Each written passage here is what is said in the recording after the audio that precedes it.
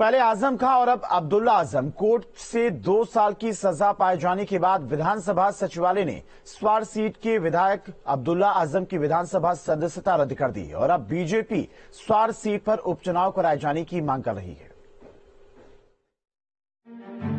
Samajwadi party के कद्दावर नेता आजम खान के बाद अब उनके बेटे अब्दुल्ला आजम की भी विधानसभा सदस्यता रद्द हो गई है। यूपी विधानसभा सचिवालय ने अब्दुल्ला आजम की सीट को रिक्त घोषित कर दिया है।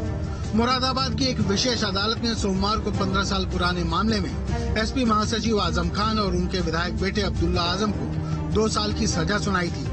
अब्दुल्ला की सदस्यता दूसरी बार गई है। इससे पहले 2017 में भी फर्जी जन्म प्रमाण पत्र बनाने के मामले में कोर्ट ने अब्दुल्ला आजम को 2 साल की सजा सुनाई थी, जिसके बाद अब्दुल्ला आजम की विधानसभा सदस्यता खत्म हुई थी। अब सदस्यता खत्म होने के बाद बीजेपी यहां तुरंत उपचुनाव कराए जाने की मांग कर रही है। जो स्वार मांग यही है कि जल्दी से जल्दी यहाँ उपचुनाव घोषित होना चाहिए। अच्छा, भाजपा की क्या तैयारी है? भारतीय जनता पार्टी 12 महीने 24 घंटे चुनावी मोड में रहती है।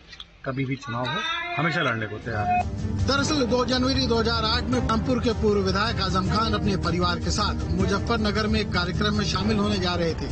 छजलैट थाने के सामने वाहन चेकिंग के दौरान आजम खान की गाड़ी रोकी गई, जिसके विरोध में आजम खान और उनके बेटे विधायक अब्दुल्ला आजम सड़क पर धरने पर बैठ गए थे। मौके पर एसपी के कार्यकर्ता भी पहुंच गए थे।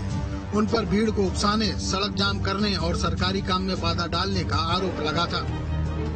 आजम खान हो या अब्दुल्ला आजम, सत्ता के नशे में आजम खान का परिवार कुछ इस कदर मदहोश था कि एक के बाद एक गुनाह वो करते रहे और अब उन्हीं की सजा उन्हें एक के बाद एक मिल रही है। इससे पहले रामपुर की अदालत से हेट स्पीच मामले में सजा सुनाए जाने के बाद नगर सीट से आजम खान की विधायकी भी जा चुकी है और अब बेटे अब्दुल्ला आजम की विधानसभा सदस्यता भी जाती रही। पिछले 25 सालों में ऐसा पहली बार हो रहा है जब आजम के परिवार का कोई भी सदस्य विधानसभा में नहीं है और समाजवादी पार्टी का आरोप है कि ऐसा इससे पहले कभी नहीं हुआ।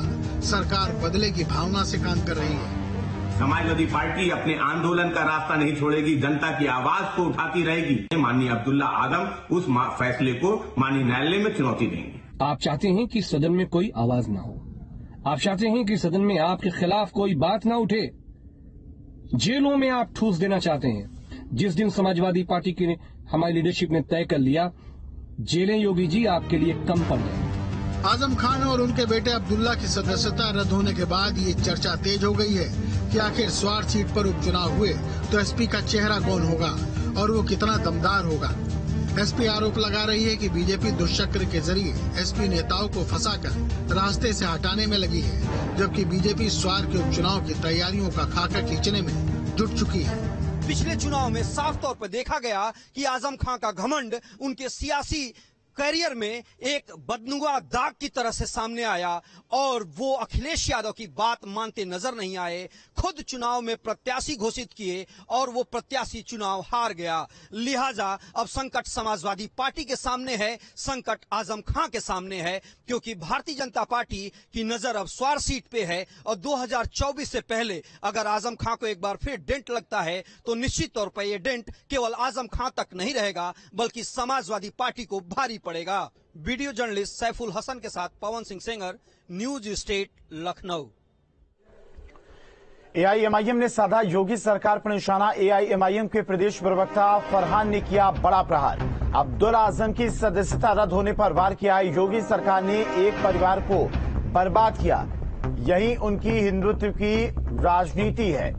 2 और परिवार को बर्बाद करने की तैयारी है। तो एआईएमआईएम के प्रदेश प्रवक्ता फरहान की तरफ से सरकार पर निशाना साधा गया है। अब्दुल्ला आजम की सदस्यता रद्द होने पर सरकार पर उन्होंने निशाना साधा है। योगी सरकार ने एक परिवार को बर्बाद कर दिया है।